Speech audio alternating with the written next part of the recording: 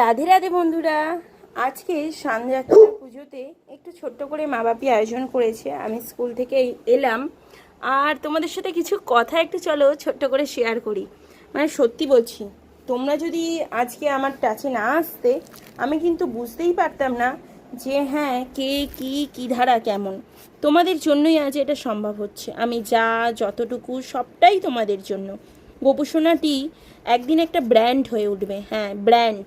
গোপুসোনা টি হলো একদিন একটা ব্র্যান্ড হবে।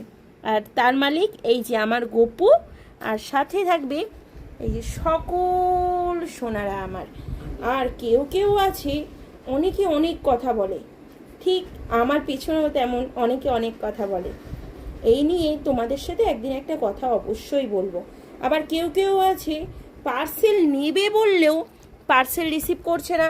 এইদিকে পার্সেল তোমরা যখন পাচ্ছ না তখন তো বলে যাও যে পার্সেল কেন আসছে না, পার্সেল কেন আসছে না। কিন্তু এখন পার্সেল তোমরা রিসিভ করে নিও তাড়াতাড়ি করে। এখন কিন্তু ডেলিভারি হচ্ছে। হ্যাঁ, ডেলিভারি চার্জেসটা কিন্তু পার কেজি 100 টাকা 90 টাকা এরকম করে হয়েছে, যার যেমন ওয়েট সেই হিসাবে। আর কিছু কিছু জায়গাতে কম আছে, সেটা আমি অবশ্যই বলবো। কিন্তু মেন ডেলিভারি চার্জেস কিন্তু 90 টাকা 100 টাকা এরকমই কেজি হচ্ছে।